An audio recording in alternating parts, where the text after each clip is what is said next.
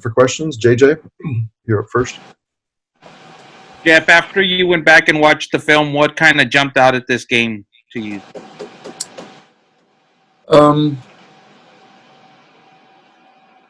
I was really disappointed. You know, we kicked the ball out of bounds just to start the game off, which was just I know that doesn't seem like much, but it's a gut punch for one of your very best players. You know, we kick it out of bounds. Hunter's a great player. Then defensively, you know, we didn't play very well the first half. We gave up 240 yards, 17 points. That's very unlike us. And we just didn't play good team football. You know, starts with the kick.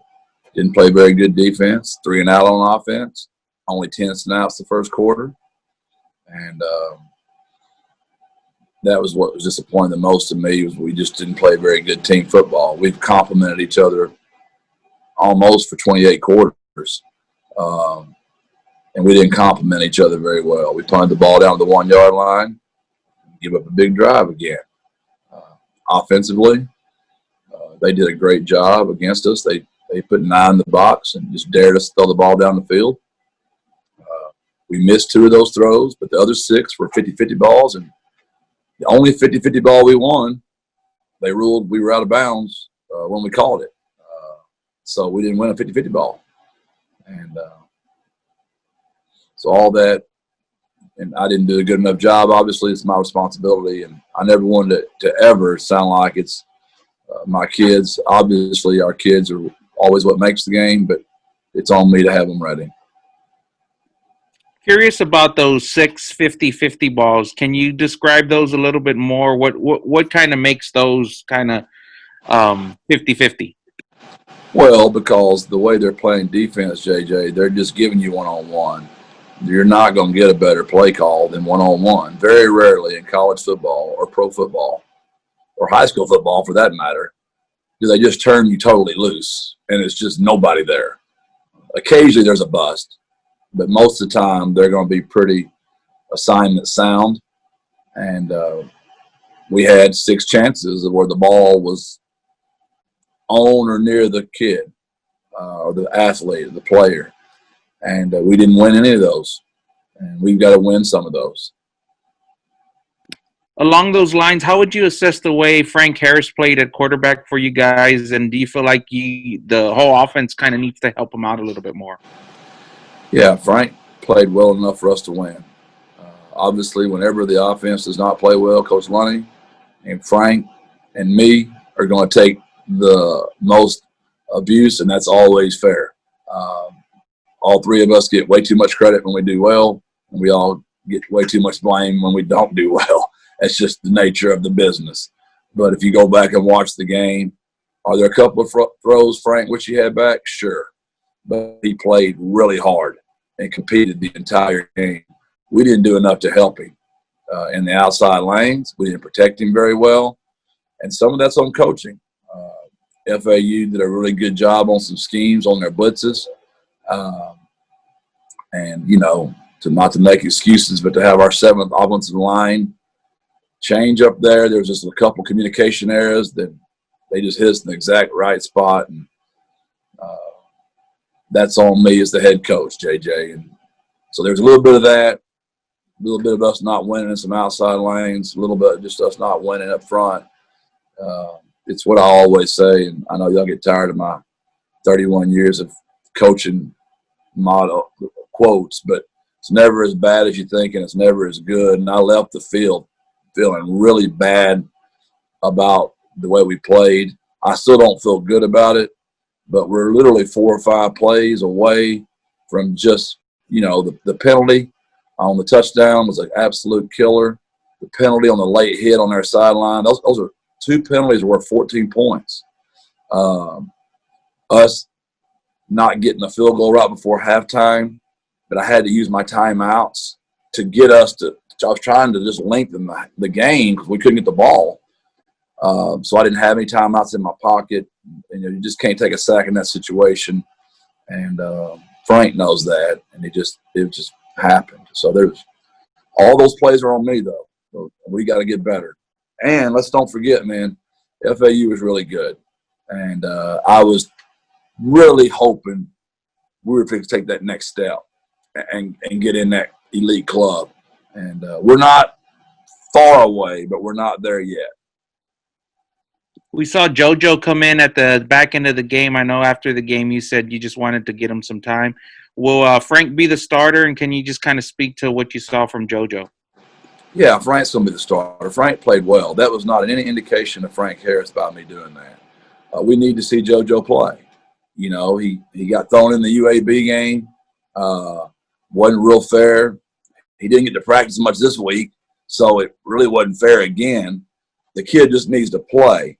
I think it's important for the development of him and me as a head coach here to watch all of our guys play with live bullets going around them. There's 3 positions I wish I never had to change. The O-line, you don't have to change those guys, and all we've done is change them. And it's never our choice. It's always been COVID or injury. Quarterback, we've had to change all of them. It's not been our choice. It's either been COVID or injury.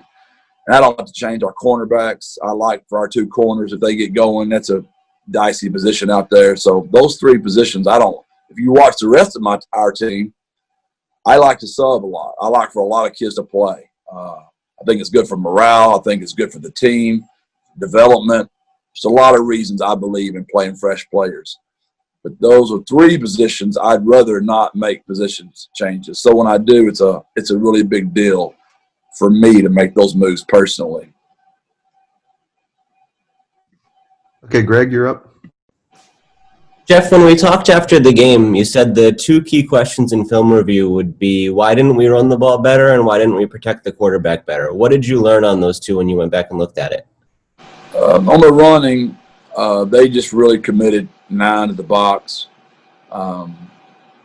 We lost a few one-on-one matchups up front, but our line played better than you would think by the way we ran the ball. There was an extra hitter in there.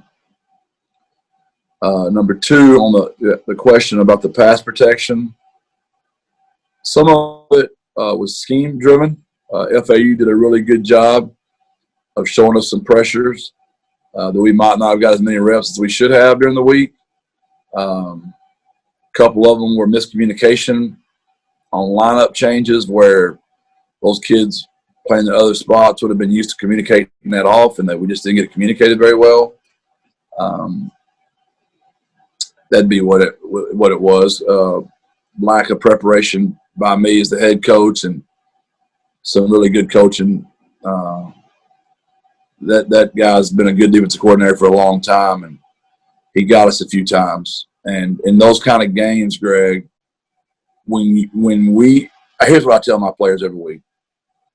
I'll give you all a little insight here, not that y'all really care, but there's 80 snaps in the game, right?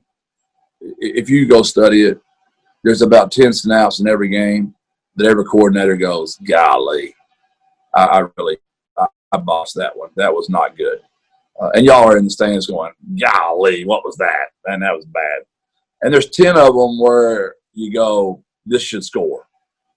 And you guys are going, man, that should have been a touchdown. The other 60, it's pretty much a stalemate. It's culture. It's a battle. It's winning your one-on-one matchup. It's making somebody miss. It's all the stuff y'all get tired of hearing me talk about. It's culture. It win the day. Triangle of toughness. And that's what that game was. They got us some. We got them some. And on the plays that he dialed us up, Greg, they got home. And the plays where we made our calls, we didn't get home. And that's on me as a head coach to get our players more prepared.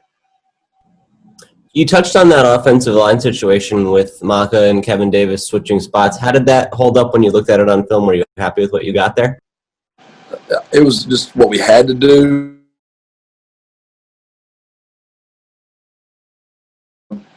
And he wasn't perfect, but for a young man to go back in there and he hadn't done that since his freshman year, that was pretty special. Especially what hadn't been talked about very much is the humidity and the rain and the grass field and how wet it was. And Kevin did a really good job. I think we had one bad snap the whole game, and Frank still caught it.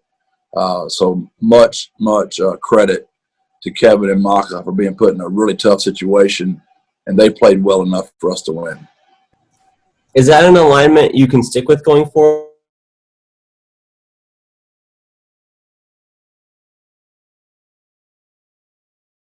right now and how well he heals and how fast he heals. But Kevin did plenty enough for us to be okay there. Those are two veteran linemen that are very. We're getting closer. I know it's hard for y'all to tell. We are getting closer to getting this thing figured out up front. We're looking forward to having Brandon Rolfe back pretty quick, who was playing really well before he left. And we're hoping, we're getting Brendan Brady back, Rolfe. We're hoping our team we can get. I told y'all those first 4 games were kind of like me learning my team. These last 4, I've learned a whole lot more about our team. I think you guys have as well. I think we're all kind of figuring it out. And these last 4 games, I really challenged our players that this needs to be a November to remember. And we have a real chance to make a statement these last 4 games. Now, they're 4 good teams. Rice is way better than they have been, and they're a very veteran group with a lot of players returning. You can tell they're just big, strong, physical kids. Okay, Chris, you're up. Hey, Coach, I'm writing about BYU, and I know you played them a few weeks back. Going back to that game, was there something they did extremely well that maybe surprised you? Or is there something that people don't realize that they do really well? You can just tell, similar to Rice, it's their 3rd year with all those kids. They're very mature, physical. Their O-line is massive. The quarterback is an elite quarterback. I think they're very well coached, too. I think they have some really nice offensive creativity with a lot of veteran kids.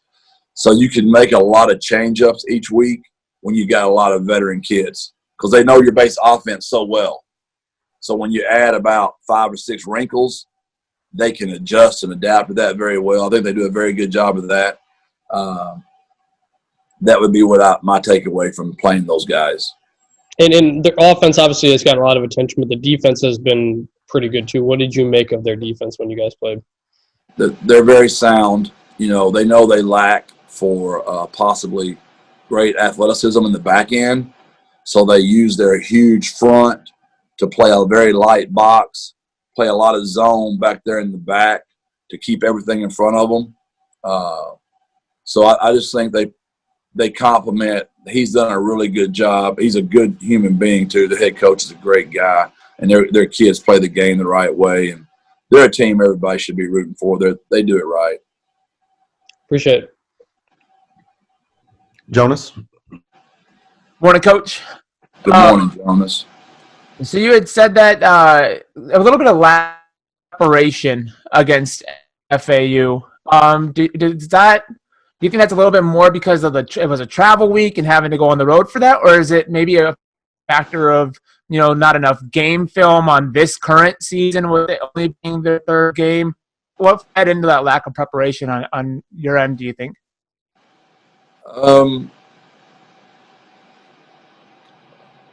In the very beginning, Jonas, you cut out on me, so I couldn't hear the first 7 words. If you could just give me those first 7 words again. I'm sorry, it just cut out on me. That's okay. So the lack of preparation that you had mentioned earlier on as to some, going into FAU, you felt that there was a lack of preparation in the end result. Is that because of the travel and it being a travel week, or is it just a lack of film and game tape on the current roster this year, as they only had 2 games under their belt? How did I use the? I'm sorry, Jones. I'm not trying to be smart. How did I use the term lack of preparation? That doesn't sound like. How did I reference that? I'm trying to understand how I use those words.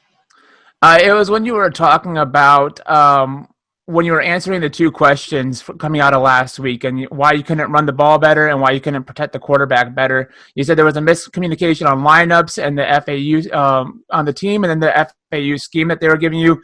You said that maybe just a lack of preparation on your part. You owned that, and so I was just kind of curious, what do you think played into that? Was it a lack of film on this current roster, or was it maybe just a travel week and going into that? Right, I don't remember now. Thank you for referencing that. Whenever I say anything like that, what that means for me, if my kids have seen it in practice and we've repped the rep, I always feel like I've given them what they need to be successful.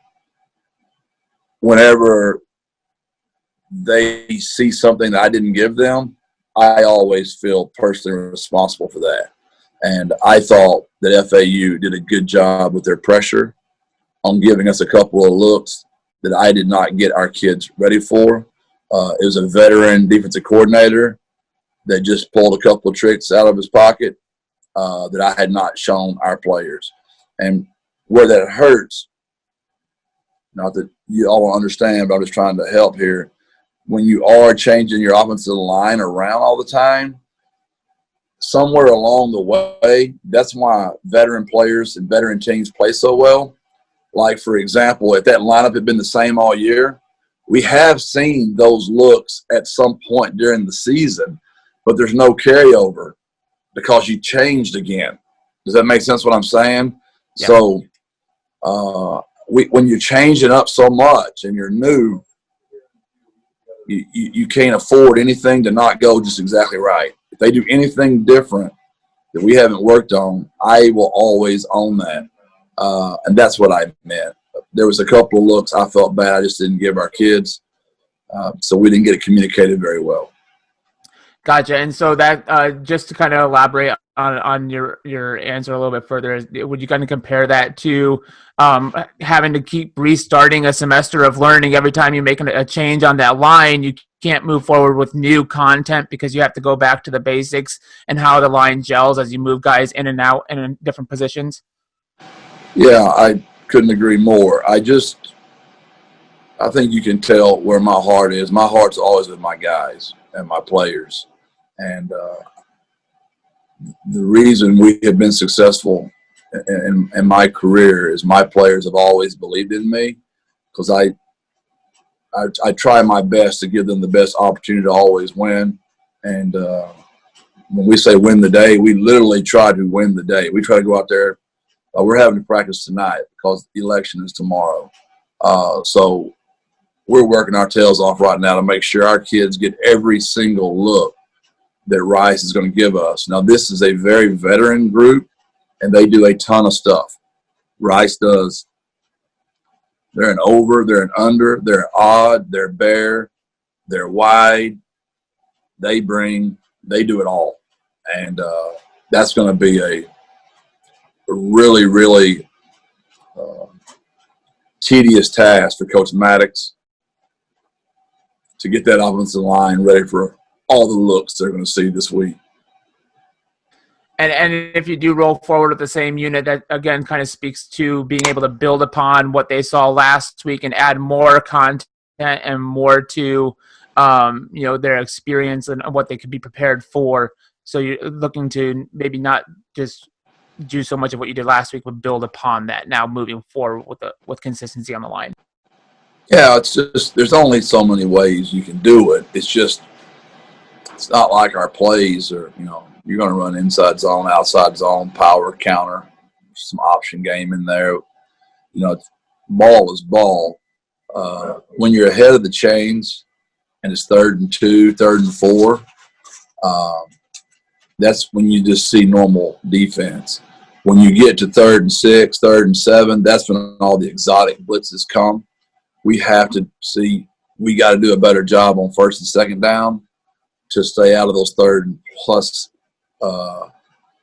That's when we've been very successful this year, and we've got to get that. But guess what? Teams are studying us. They got 8 games on us now. They now know we've got to make them throw the football down the field, and let's see what happens. And we're going to have to make people pay when they do that. Which, guess what? If you hit it, you score, and if you don't, it's 2nd and 10. And now y'all are all going, they need to get sincere the ball. So now there's 9 in the box, and you hand it off. Now it's 3rd and 8. So guess what? You're getting the best blitz they had all week. And they've worked it. They've kept it in their back pocket. Coach Nix does the same thing on the other side of the ball. I mean, that's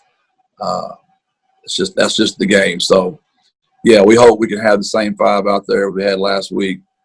We just tested for COVID this morning. We'll test again Thursday and Friday and see what lineup we roll out there with this Saturday. If you watch, though, everybody's battling the same stuff. Everybody is. FAU Right. got all their players back. That hurt us. They just got their kids back. So we didn't get to play the same team the week before we got to play. Right. Last question here on my end, Coach. 8 straight games, 4 more to go. November to remember. You're going up against another fresh team in Rice. This is just going to be their 3rd game. What more? You said a lot. I need to do more.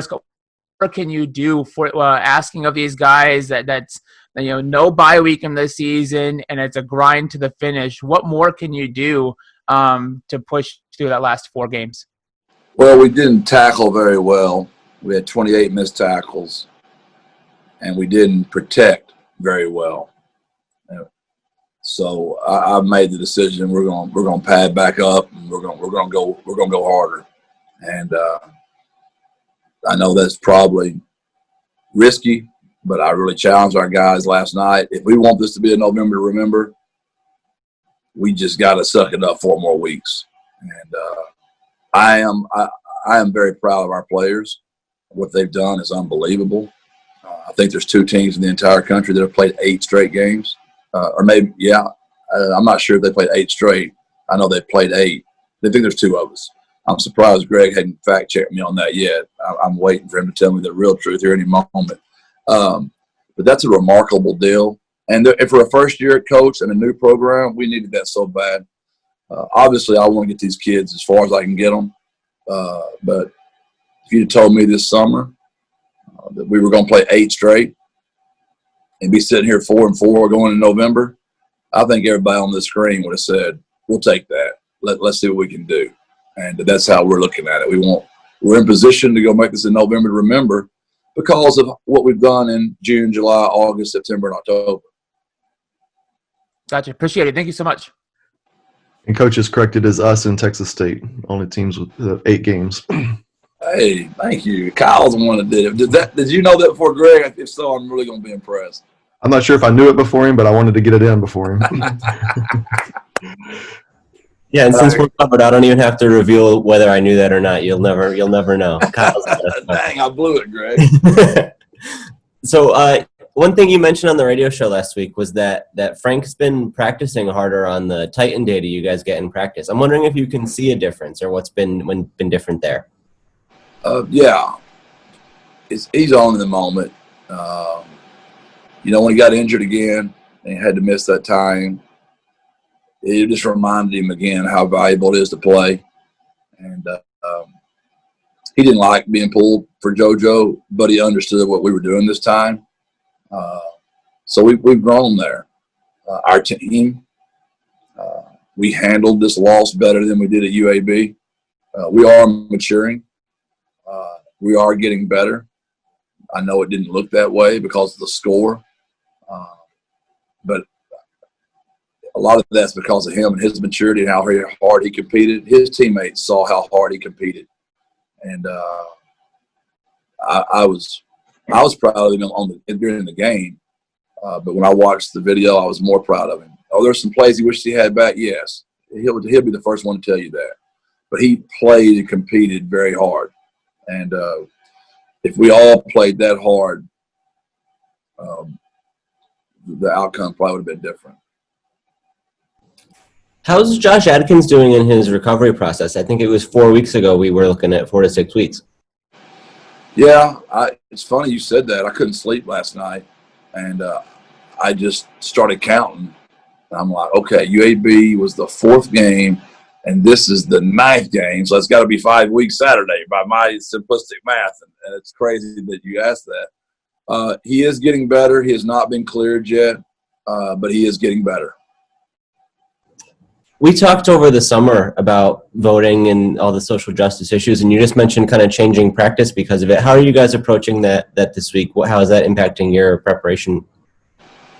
We finally got a routine. Now we're out of it again. So 2020, it's a year. It's a year to remember for sure. We want November to. It might be a year to forget. Let me let me back off that.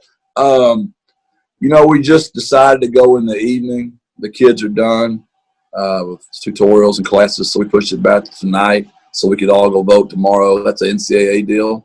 So tomorrow's their day off, and we just had to adjust. It's the biggest deal is, my coaches having to prep and get this ready for your base installs. And then we'll have all day Tuesday to get ready for third down, red zone, coming out, 4-minute, 2-minute. Do you guys have like a voting kind of event plan that will all be at the student union at this time, or how are you approaching it with the players? We've already all voted. It's why I was not really in favor of this rule. It's a nice tribute. Everybody's off on Tuesday to go vote. I get it, but our kids have already all early voted, and so I don't know what they're going to do. I guess they're going to have their day off and study and get ready. They've all registered and they've all voted. How hard did you push that with them, or what have the conversations been like through the weeks about voting and why it's important? I have a great leadership council. It was elected by their teammates. And my guys do so much to take care of our team. We're every day getting more and more player-led. And I think this generation understands the power of the vote and how much power they have, more than maybe any generation. These kids didn't even have to play. I think we've all kind of forgotten that. They could have all opted out. This year doesn't even count. They get to do it again if they want to. So I can't brag enough on them, Greg, on an election, what's going on in our country. They get tested 3 times a week. It's not fun to start my morning off. I literally just said, the good news is if we don't make a bowl, I only get this thing shoved up my nose 8 more times. And hopefully we make a bowl and I get it shoved up my nose 23 more times. So you know what that's like every morning. These are young men, 18, 22 years old. And I'm really proud of them. They just keep showing up. And we don't like losing. We know we did not play well Saturday, but our kids just keep showing up and doing the right thing. I want to touch on a couple guys, maybe injuries or missing situations before we let you go. We saw Jamal Ligon didn't start the game. And maybe he came in second quarter or third drive, it seemed like. Was there a situation there that led to that, or can you take me through that process? No, it was competition driven, and Tyler had a better week of practice, and so Tyler got rewarded. How about Jaylen Haynes? We didn't see him in this one, and I know we were just talking about how he was kind of coming back and getting back into shape. Let me go back on that last one. And Jamal responded very well when he got in the game. He played very well. So he's a very high character kid. Him and Tyler both are. And they're great competitors and just 2 guys competing for a job. And but Jamal did play very well once he got in there. On Country, still just nicked up. Be week to week with him. Hopefully we can get him back this week, but we're not sure yet. And we saw Brendan Brady make his return, but his usage was pretty low. Is it just like specific packages where he fits, or is that just about getting back into shape? We just wanted to be smart on that field. It was wet. The surface was not very good. Ankle injury. We weren't going to play Peter that much because of an ankle injury there on the second play and re-injured his ankle. It just kind of spooked me a little bit with Brendan.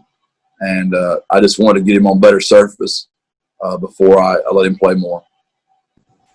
If Brendan's 100%, how would you like to see the carry split with him and Sincere? What do you think that looks like in an ideal world? I hate to ever get too specific on that kind of stuff because it just pins you down. He's a really good back, and he's going to play. And what that looks like, we'll just kind of see how that goes. But there's no doubt it'll make Sincere better and him better. I've used the analogy of boxers. There's only so many punches in those guys. Running backs are the same way. It's just Sincere will never say it, but carrying the ball 37 times the week before took something from him Saturday. I don't care what he says. It just had to have. So we would like to spread some of that out. Got it. Thanks, Jeff. Thank y'all. All right. Thanks, Coach. Thanks, everyone. God bless. Birds up.